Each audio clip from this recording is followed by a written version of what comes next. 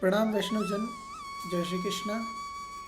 आज हम एक ऐसी अलौकिक गाथा का श्रवण करने जा रहे हैं जो हमें भक्ति की असीम गहराइयों तक ले जाएगी। ये कथा है श्री गोसाई जी के परम कृपा पात्र सेवक कृष्ण भट्ट जी की, जिनकी निष्ठा और प्रेम ने स्वयं श्रीनाथ जी को उनके वश में कर लिया था। ये कथा हमें सिखाती है कि सच्ची भक्ति क्या है और कैसे एक भक्त अपने आराध्य के हृदय में स्थान बना सकता है। तो 252 वैष्णवों की कथाओं के क्रम में हम एक कड़ी आगे बढ़ते हैं। श्री महाप्रभु जी के सेवक पद्मरावल सांचोर ब्राह्मण के पुत्र कृष्ण भट्ट जी श्री गोसाई जी के परम प्रिय सेवक बने। जब गोसाई जी ने उन्हें श्रीमद् भागवत की सुबोधनी टीका सहित पढ़ाई तो कृष्ण भट्ट जी को पुष्टि मार्गीय संपूर्ण सिद्धांत हृदयंगम हो गए, एकदम अच्छे तरीके से याद हो गए। जिस प्रकार श्री महाप्रभु जी की कृपा से उनके पिता पद्मरावल को पुष्टि मार्गीय सिद्धांत स्फुरित हुए थे, उनके अंदर प्रकट हुए थे, वैसे ही उनके पुत्र कृष्ण भट्ट जी को भी यही कृपा है, जो यही स्फूर्णा है, वो प्राप्त हुई थी। वे नित्य प्रति सुबोधनी जी की कथा कहते, अपने श्रोताओं को भक्ति में डुबो के रखते, सरोबार रखते। एक बार कृष्ण भट्ट जी ब्रज गए और उनके साथ उनके कुंभी ब्राह्मण वैष्णव थे। उन्होंने श्री गोसाई जी और श्रीनाथ जी के दर्शन किए। तभी एक कुंभी वैष्णव ने गोसाई जी से विनती की। अब देखो, गोसाई जी से विनती की, कई बार क्या होता है कि संदेह हमेशा मन में रहता है कि वैष्णव कह रहे हैं उसमें सत्यता हो कि ना हो। और कई बार हम इन नेत्रों से दिखने वाली दुनिया को वास्तविक मान लेते हैं, जबकि अस्थायी कभी वास्तविक नहीं हो सकती। ये दुनिया अस्थायी है। तो अब कृष्ण भट्ट जी पे विश्वास नहीं करते हुए गोसाई जी से सवाल किया जा रहा है। वो गोसाई जी से विनती करते हैं कि महाराज, कृष्ण भट्ट जी हमेशा कथा में कहते हैं कि भाई ये जो गिरिराज पर्वत है वो तो एकदम धातुमय रत्न रचित है और गोविंद कुंड दूध से भरा हुआ है, तो ये सब हमें दिखाई क्यों नहीं देता। ये बात सुनते ही गोसाई जी ने विचार किया कि भाई मेरे जो सेवक है कृष्ण भट्ट, अब उनकी वाणी मिथ्या हो जाएगी, क्योंकि लोग समझेंगे कि तो झूठ बोल रहे हैं। देखो यहाँ पे जैसा कुछ दिखा ही नहीं, ना तो ये रत्न रचित है जो गिरिराज जी है, और ना ही है जो दुग्ध कुंड के रूप में ये गोविंद कुंड है। तो फिर गोसाई जी उस सेवक को अपने कृपा पात्र की महिमा को सिद्ध करने के लिए उनको दिव्य नेत्र देते हैं, और दिव्य नेत्रों से फिर वो वैसे ही दर्शन करते हैं गोविंद कुंड के और श्री गिरिराज जी के। जो सच्चे वैष्णव होते हैं उनके गुरु हमेशा उनके ऊपर कृपा किए रहते हैं। एक समय की बात है कि कृष्ण भट्ट जी श्रीनाथ जी के जो भीतरिया होते हैं, जो ठाकुर जी के मंदिर में रह करके उनकी सेवा करते हैं, उनके रूप में सेवा करने लगे। तो वे सेवा तो करते, परंतु श्रीनाथ जी के चरण स्पर्श नहीं करते। एक दिन श्रीनाथ जी ने स्वयं आज्ञा दी कि कृष्ण भक्त चरण स्पर्श करो। कृष्ण भट्ट उन्होंने भी बोला कि मुझे लीला के दर्शन हो तो चरण स्पर्श करूं, नहीं तो क्यों करूं। श्रीनाथ जी ने कहा कि तुम्हें लीला के दर्शन देहांतर में होंगे। ये सुनकर के कृष्ण भट्ट उदास हो गए। श्री गोसाई जी ने पूछा उनसे आकर के कि क्या हुआ कृष्ण भट्ट, उदास क्यों हो। तो कृष्ण भट्ट जी ने सारी बात बता दी कि गोसाई जी ऐसा ऐसा मैंने किया, और श्रीनाथ जी ने ऐसा ऐसा कहा, मैंने किया नहीं, और उन्होंने ये बोला। तो गोसाई जी है, उन्होंने कहा श्रीनाथ जी बालक है, चिंता काहे को करना, आओ मेरे साथ में। उन्होंने कृष्ण भट्ट जी का हाथ पकड़ा और लेकर के और श्रीनाथ जी के चरणों को स्पर्श करवाया। फिर क्या कहना, कृष्ण भक्त जी जो दृश्य देखते हैं, उनको जो श्रीनाथ जी की लीला के दर्शन होते हैं, और वो श्रीनाथ जी अपने गुरुदेव के पैर पकड़ लेते हैं कि नाथ, आपने श्रीनाथ जी के चरण स्पर्श करवा के जो मुझे लीला के दर्शन करवाए हैं, आपके कारण ही ये संभव है, नहीं तो मेरे जैसे के कहाँ ये बस में कि ठाकुर जी मुझे लीला के दर्शन करवा दे। तो गोसाई जी की कृपा से, गुरु की कृपा से उनको ठाकुर जी के दर्शन होते हैं। एक दिन ऐसे कैसे क्या होता है कि कृष्ण भट्ट जी ने उज्जैन में, क्योंकि वो उज्जैन थे, उज्जैन में उनका निवास था, तो उज्जैन में बसंत पंचमी का एक बार उत्सव किया गया, लेकिन उस दिन वास्तव में बसंत पंचमी थी ही नहीं। जब श्रीनाथ जी खेल कर गिरिराज के ऊपर पधारे तो वो गुलाल से सरोबार थे। अब जो उस दिन भीतरिया थे वो रामदास जी थे, तो उन्होंने श्रीनाथ जी के दर्शन करके गोसाई जी से पूछा कि भाई आज इनको गुलाल किसने खिलाया।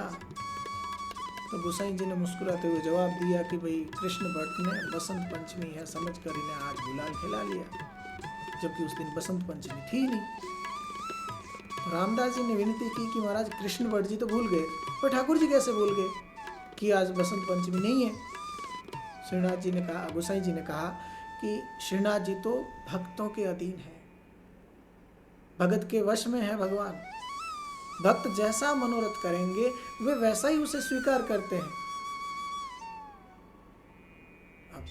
ऐसे कृपा पात्र वैष्णव थे श्री कृष्ण भट्ट जी कि जिनकी भूल को भी श्रीनाथ जी ने स्वीकार करके कहा कि तुमने कहा है बसंत पंचमी आज है, तो हम आज स्वीकार करते हैं, आज ही है। एक बार कृष्ण भट्ट जी है वो श्री गोकुल जी में आए और वे एकांत में बैठ करके अपने चाचा जी हरिवंश जी से भगवत वार्ता कर रहे थे। इतने में एक उत्तम सी परिमल सुगंध आई। तो कृष्ण भट्ट जी ने कहा कि सुगंध कहाँ से आ रही है। तो उनके चाचा जी बोले हरिवंश जी कि छैल आ रहे होंगे, उनको तुम्हारे बिना कहाँ चैन पड़ती है। तो कृष्ण भट्ट जी इतने कृपा पात्र भक्त थे कि ठाकुर जी उनके बगैर रह ही नहीं सकते थे, उनके पीछे पीछे घुमा करते थे, हम कल्पना भी नहीं कर सकते। ऐसे ही एक बार श्री गोसाई जी उज्जैन पधारे, कृष्ण भट्ट जी के यहाँ पे डेरा दिया,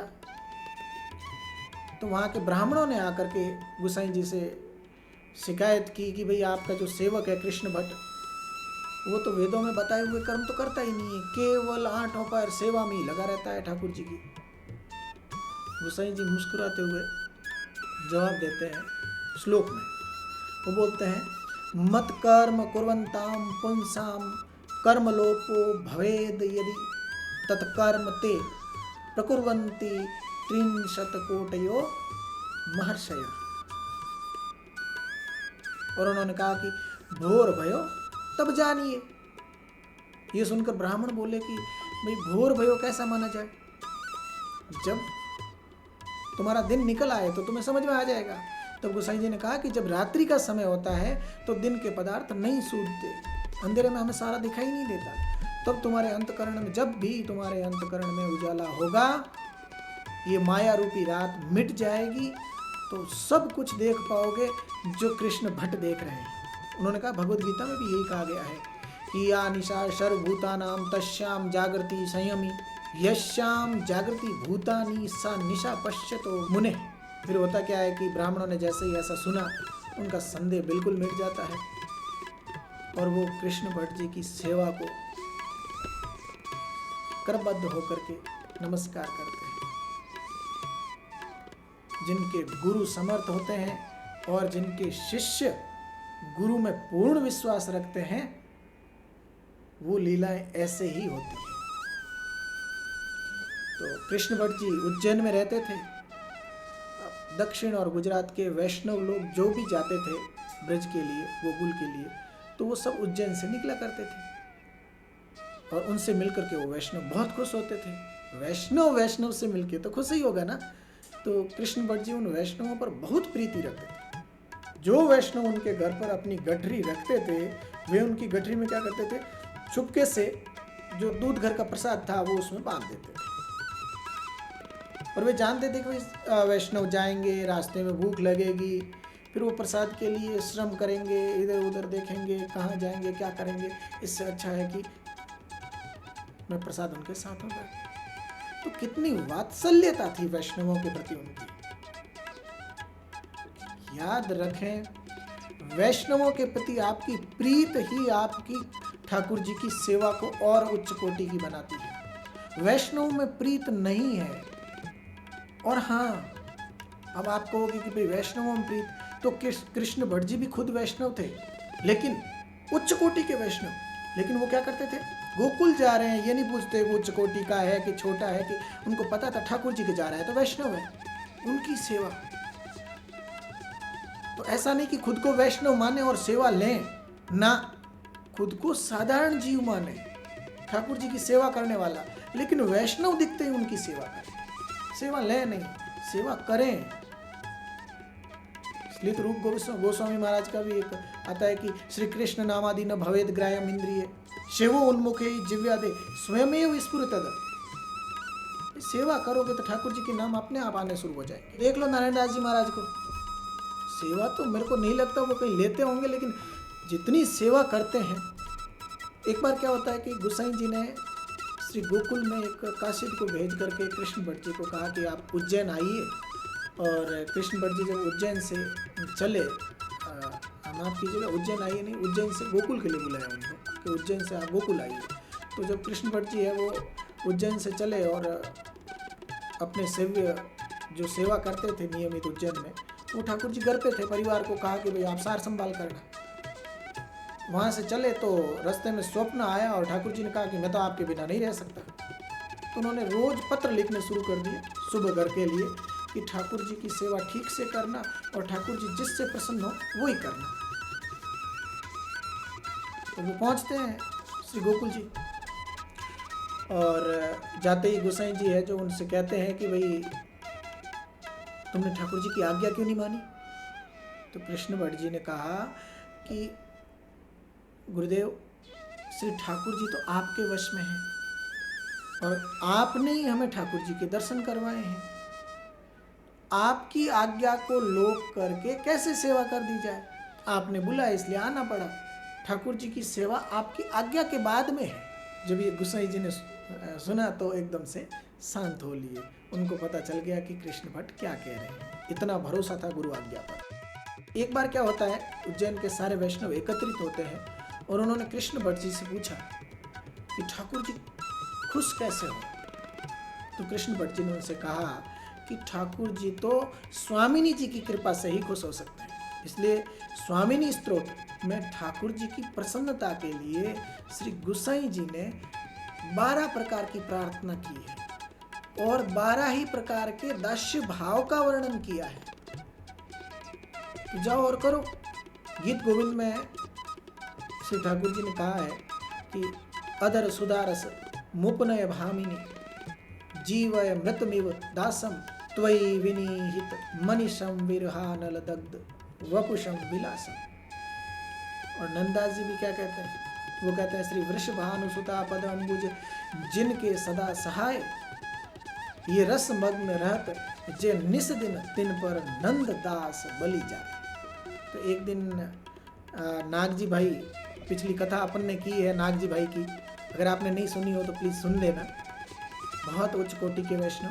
तो वो नाग जी भाई वो जाते हैं गोधरा से उज्जैन, वहाँ पे कृष्ण भट्ट जी से मिलते हैं गुरु भाई, और माँ प्रसाद लेकर के भगवद वार्ता करने लगते हैं। और कृष्ण भट्ट जी से भगवद वार्ता करते करते करते करते उनको अपने शरीर का पता ही नहीं रहता और वो उसमें रम जाते हैं, शुद्ध बुद्ध सारी खत्म। और 7 दिन तक ऐसी स्थिति, वापस से कृष्ण भट्ट जी जब भी कोई कथा सुनाते 7 दिन तक फिर से शुद्ध बुद्ध खत्म, कभी 3 दिन, ऐसे करके बहुत सारे दिन बीत गए। तो ऐसे ही भगवत रस में निमग्न रहने वाले हमारे नाग जी भाई थे, और वैसे ही सुंदर कथा करने वाले गोसाई जी के कृपा पात्र कृष्ण भट्ट जी। क्या गुरु भाइयों की कथा और क्या मिलन और क्या आनंद। तो कृष्ण भट्ट जी एक बार गोकुल को गए और मार्ग में ही उनकी देह छूट गई। उनके बेटे थे गोकुल जी भट्ट, उन्होंने जब ये जाना तो बहुत दुखी हुए कि पिताजी को ना तो घर और ना ही गोकुल मिला, उनका जहाँ पे देह छूटी वहीं पे उनका संस्कार करना पड़ा। लेकिन जिस दिन उनकी देह छूटी उस दिन गोसाई जी ठाकुर जी का श्रृंगार करके जैसे ही बाहर आए, कृष्ण भट्ट जी सामने खड़े, उन्होंने प्रणाम किया गोसाई जी को। गोसाई जी ने पूछा भाई कृष्ण भट्ट कब आए? कि अभी आया हूँ महाराज। तो वापस से गोसाई जी अंदर जाते हैं गोपी वल्लभ को भोग धरने के लिए। अंदर गए, सोचा कृष्ण भट्ट यहाँ खड़े हैं, तो अंदर जाके भोग धरा के वापस बाहर आए और भीतरिया से पूछा कि भाई कहाँ पधारे हैं कृष्ण भट्ट जी? तो भीतरिया ने कहा कि वो तो आपके पीछे पीछे अंदर आए थे, वापस बाहर आए ही नहीं, आप तो आ गए। तब उनको लगा अरे कुछ तो बात है। उसी समय गोसाई जी है जो पत्र लेकर के लिखते हैं और एक आदमी के साथ में भिजवाते हैं उज्जैन के लिए। वो पत्र लेकर के उज्जैन पहुंचता है, गोकुल भट्ट है उस पत्र को पढ़ करके बहुत खुश होते हैं और उन्होंने वापस गोसाई जी को पत्र लिखा कि अमुक अमुक दिन था और वो जगह थी, वो समय था और कृष्ण भट्ट जी ने अपनी देह श्री गोकुल जी के मार्ग पर आते हुए छोड़ दी। जब ये पत्र पढ़ा तो गोसाई जी ने कहा कि कृष्ण भट्ट है वो ऐसे ही थे कि जिनके संग श्रीनाथ जी खेला करते थे, आनंद लिया करते थे, क्रीड़ा करते थे और वो उन्हीं की लीला में लीन हुए और यहीं आकर श्रीनाथ जी के साथ में बस लिए।